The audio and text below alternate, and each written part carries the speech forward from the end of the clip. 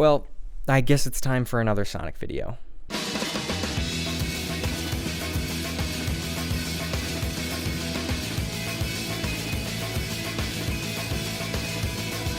Back in 2008, when Sonic Unleashed was released, a little Sam was extremely excited to get his hands on this game. I was so excited that I had played out this weird scenario in my head that I might die before I get to play this game. That's how badly I wanted it. I was worried I was gonna die before I had the chance to experience the greatness of Sonic Unleashed.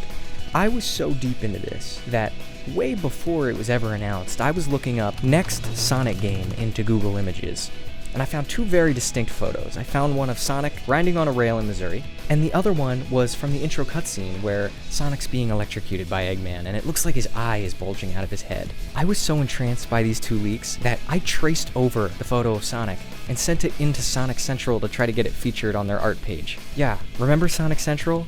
So if my background wasn't a big enough giveaway that I am qualified to talk about this stuff, that should. You know, nowadays people look pretty fondly on Sonic Unleashed, especially now that the recompiled version has hit PC and people get to play it again. But it wasn't always that way. This game was coming straight off the heels of Sonic 06, and was notoriously part of the Sonic Dark Ages timeline or whatever. But I think that begs the question, was this always an overlooked gem, or was it truly bad? And I think to answer that question, we need to start where nobody wanted to start. The werehog sections.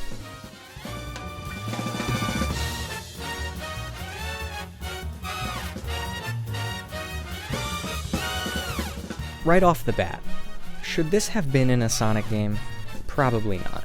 Let's be honest, Sonic games are about going fast. That's what we like about the character, and that's what we like about the gameplay, and the boost formula in general. But I don't think we should take away from what is there. So let's talk about it. The werehog gameplay is reminiscent of games like God of War or Devil May Cry. Now, of course, not to the level of intricacy that those games have when it comes to their combat, but this is a full-fledged system. You level up, you get new combos, you get new attacks, you can approach combat in different ways.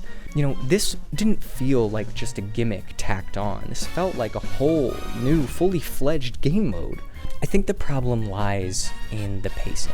Yes, on one hand, I don't want to be slowed down. I want to play the boost stages. I want to go fast, right? But some of these werehog stages are long. I mean, I'm talking 15 to 20 minutes long, and that's depending on how well you're playing.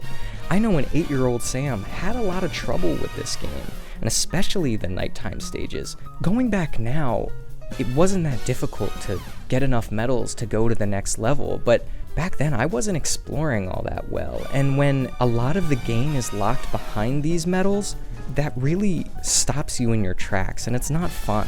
Now, this wouldn't be a problem if most of these medals weren't found in the nighttime stages. I think that's where it became frustrating, at least for me. You know, I wanted to get to the next boost stage, but I couldn't, because I needed 24 sun medals. And where were most of the sun medals I was missing?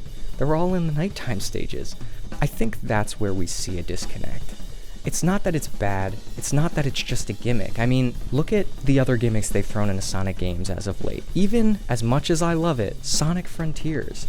Its combat system doesn't hold a candle to Sonic Unleashed, and maybe it's going for a different thing.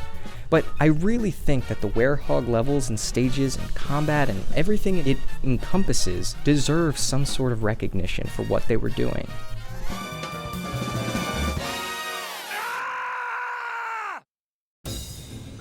Here we go! Okay, let's talk about what people want to talk about. The day stages. Sonic Unleashed's day stages are some of the most action-packed Sonic levels ever. I mean, I still think this is the fastest Sonic has ever felt in any game. And what's crazy is it's not a game that holds your hands and puts you on a rail and, you know, you get to A to B in 60 seconds. No, some of these levels were pretty long too. For being the first boost-era Sonic game, they really hit the nail on the head, and it's kind of a shame that we didn't get to see a proper boost-only sequel to Sonic Unleashed. And that's not hate to Sonic Colors, but let me explain. Sonic Unleashed was fast and difficult. Then we got Sonic Colors, which was held back by the limitations of the Wii. There was a ton of 2D sections, and it really didn't feel like the boost had that much of an effect on the gameplay. Sonic Generations, of course, is a masterclass in Sonic Boost level design. Sonic Forces, I know you got fans out there, but I hate it. I don't think that the gameplay is fun, and the boost is at the most simplest level it has ever been at. So it's a real shame that we never got a game that had the speed and challenge of Sonic Unleashed with the Sonic Generations level design, a true boost-only game, because I think it would have done really well, especially at a time where people were looking down on Sonic. And that's not to mention that it feels like every boost game after Sonic Unleashed got dumbed down little by little, whether it be because of the limitations of the hardware or, I don't know, misdirection when making the game. They didn't really have the chance to expand and explore on this formula, and I think that's a real shame.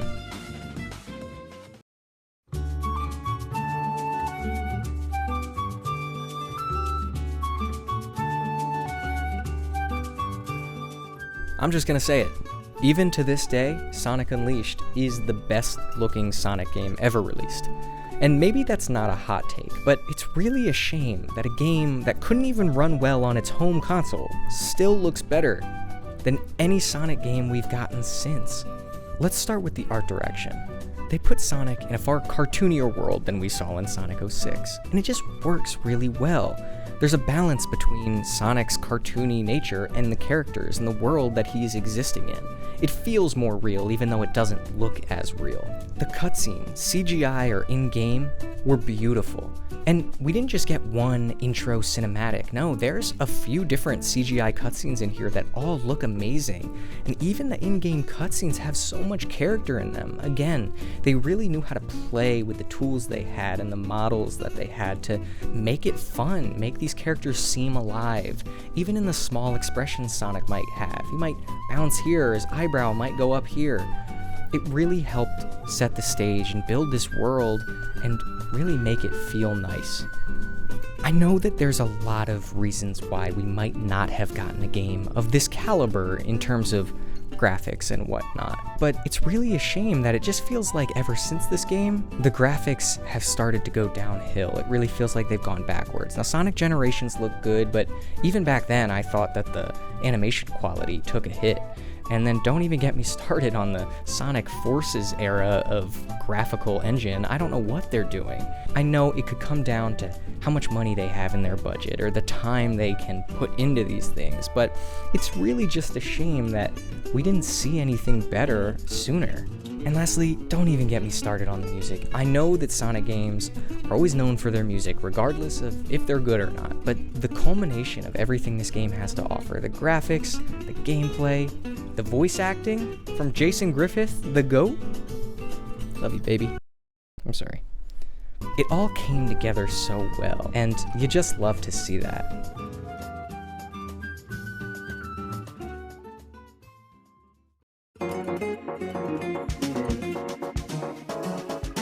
So then why was it overlooked? I mean, if 9-year-old Sam could appreciate what this game was offering, why couldn't anybody else?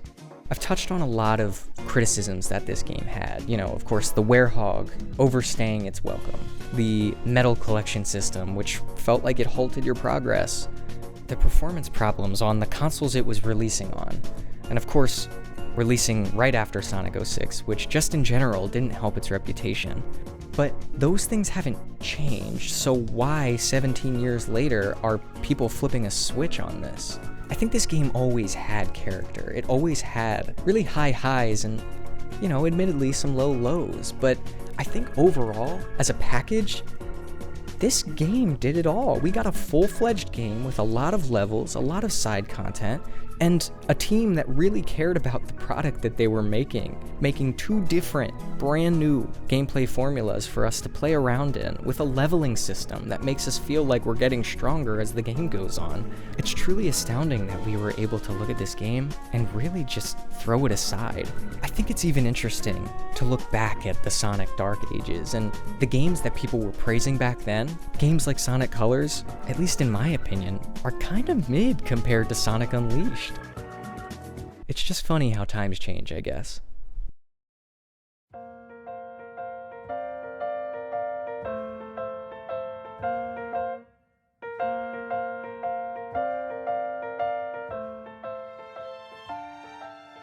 Here's the thing. Sonic Unleashed didn't fail because it was bad. It came out at a time where Sonic had lost his footing, and it was trying to innovate when it kinda didn't know what direction to go anymore. And let's be honest, at that time it was easy to hate on Sonic. It might have even been cool to hate on Sonic. So I'm not even sure a 10 out of 10 game could have fixed that. But in my opinion, this game was always great, and I'm glad that even if it's years later, people look back on this game fondly. I'm just glad that 9-year-old me gets to see this game get the love that I thought it always deserved. I want to thank you guys so much for all the love you've been giving my recent videos. I'm having a ton of fun making these, and I really hope that you enjoy watching them as much as I like making them. That being said, I want to know your opinions on Sonic Unleashed, so leave them in the comments below. And if you like what you saw here today, like, comment, and subscribe. My name is Samsuko. Thank you so much for watching, and I hope to see you again real soon.